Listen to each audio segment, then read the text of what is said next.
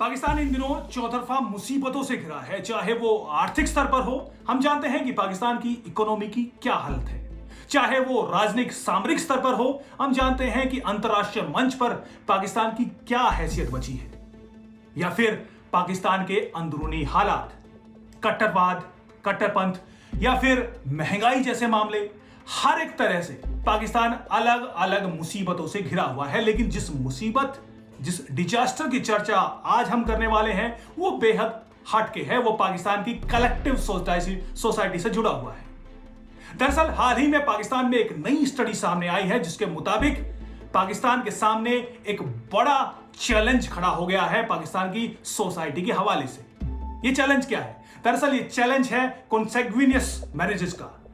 इसको आसान शब्दों में कहें तो कजिन मैरिजेस का। जी हां, चचेरी बहन और ममेरी बहन या फिर चचेरे भाई ममेरे भाई से शादी की जो परंपरा पाकिस्तान में है, उसने पाकिस्तान के सामने एक बड़ा डिजास्टर, बड़ी मुसीबत खड़ी कर दी है। दरअसल हाल ही में पाकिस्तान के बड़े अखबार द न्यूज में एक स्टडी प्रकाशित हुई, जिसकी हेडलाइन थी cousin marriages playing havoc with the health in Pakistan. यानी जो पाकिस्तान की कलेक्टिव हेल्थ है, पाकिस्तान के लोगों की हेल्थ के साथ कजिन मैरिजेस जो है, चचेरी ममेरी बहन, चचेरे ममेरे भाई की जो शादी की जो परंपरा है, वो बेहद डिजास्टर पैदा कर रही है। ये नई स्टडी है। दरअसल ये स्टडी क्या कहती है? स्टडी के मुताबिक स्टडी को करने वाले जर्मनी के एक बड़े जाने माने न्यूरोलॉजिस्ट और साइकोलॉजिस्ट हैं, जिनका नाम है आंस रोल्फ्स। इनके मुताबिक पाकिस्तान में जो स्टडी आई है, उसके मुताबिक बड़ी संख्या में जो नई पीढ़ी है, जो बच्चे पैदा हो रहे हैं कजिन मैरिजेस के बाद, उसमें जबरदस्त तरीके से mental disorders, genetic disorders, disabilities पाई जा रही हैं, जिनके पीछे, जैसे कि मैंने कहा, कि कजिन मैरिजेस इसकी एक बड़ी वजह है। पाकिस्तान में अगर शादियों की परंपरा के बारे में बात करें तो करीब करीब 73% शादियां ऐसी होती हैं जो कि कजिन मैरिजेस होती हैं। यानी हर एक, चाहे वो रूरल इलाका हो, शहरी इलाका हो, किसी भी तबके में चचेरे भाई, चचेरी बहन या फिर जो ममेरी या चचेरी बहन है, उससे शादियों की जबरदस्त परंपरा है। नतीजा यह है कि वहां पर सेलिब्रिटीज हो या फिर आम आदमी, हर जगह एक धड़ल्ले से इस तरह की शादियां की जाती हैं। हम जानते हैं कि पाकिस्तान के कई बड़े क्रिकेटर हैं जिन्होंने इस तरह की शादी की है, जिनमें सईद अनवर नाम है, शाहिद अफरीदी एक ऐसा नाम है जिन्होंने अपनी ममेरी बहन से शादी की थी। हाल ही में पाकिस्तान के क्रिकेट टीम के जब कैप्टन है बाबर आजम, उसने भी घोषणा की है कि वो अपनी चचेरी बहन से शादी करेंगे। लेकिन जो स्टडीज हैं वो कहती हैं कि वो इतनी ज्यादा खतरनाक हो चुकी हैं कि 16 लाख से ज्यादा बच्चे पाकिस्तान में ऐसे हैं जो कि इस तरह के डिसऑर्डर से शिकार हैं, जो कि मेंटल डिसऑर्डर के, जेनेटिक डिसऑर्डर्स के शिकार हैं। वो उसमें जो डिसेबिलिटीज हैं वो भारी संख्या में पाई जा रही है। 16 लाख की संख्या है। अगर हम पूरी दुनिया में इस तरह के डिसऑर्डर्स की बात करें तो इस संख्या करीब करीब 46 लाख के आसपास बैठती है, और उसमें सबसे ज्यादा संख्या सिर्फ पाकिस्तान में है। ये डिसऑर्डर्स सिर्फ मेंटल डिसऑर्डर्स नहीं है, बल्कि वो हार्ट डिजीज से जुड़े हुए भी हैं, लंग डिजीज से जुड़े हुए भी हैं। बच्चे बाइपोलर्स पैदा हो रहे हैं, बाद में डिप्रेशन के शिकार भी हो रहे हैं, और करीब करीब जो जेनेटिक डिसऑर्डर्स है वो लगातार बहुत ज्यादा संख्या में पाए जा रहे हैं। तो ये संख्या इतनी ज्यादा हो गई है कि पाकिस्तान में आने वाले दिनों में एक बड़ा डिजास्टर पैदा हो सकता है हेल्थ के हवाले से।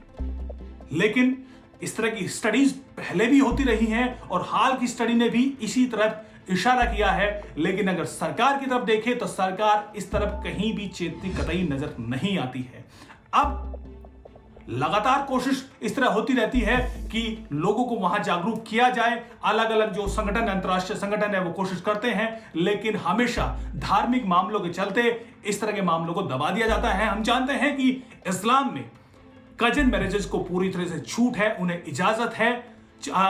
कुछ शादियां ऐसी हैं जिन पर पाबंदी लगाई गई है। कुरान में हदीस ऐसी हैं जिनमें पाबंदी लगाई गई है, जैसे मतलब भाई, एक ही मां के जने हुए भाई और बहन में शादी नहीं हो सकती, मां बेटे में, या फिर पिता बेटी में, या फिर चचेरे चाचा के साथ, या फिर बुआ के साथ। कुछ रिश्ते ऐसे हैं जिनमें शादी नहीं हो सकती। लेकिन इसके बियॉन्ड जो भी रिश्ते हैं उसमें शादी की छूट दी गई है।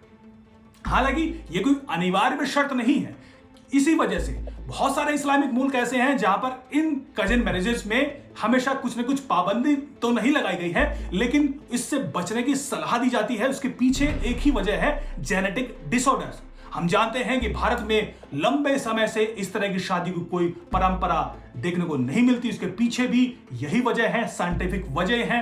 लेकिन यहां भी इस्लाम में बहुत सारे इस जो मुस्लिम हैं उनमें यहां पर भी कजिन मैरिज की शादियां पाई जाती हैं, जिससे यहां भी इस तरह की समस्या पैदा हो सकती है। लेकिन बहुत सारे मुल्क ऐसे हैं जहां पर इस तरह की शादियों पर सीधे सीधे रोक लगाई गई है। मतलब इंडिया में तो सामाजिक स्तर पर एक रोक है ही। चीन, फिलीपींस, कोरिया, बहुत सारे मुल्क ऐसे हैं जिन पर इनमें पूरी तरह से रोक है, यहां पर शादियां नहीं होती।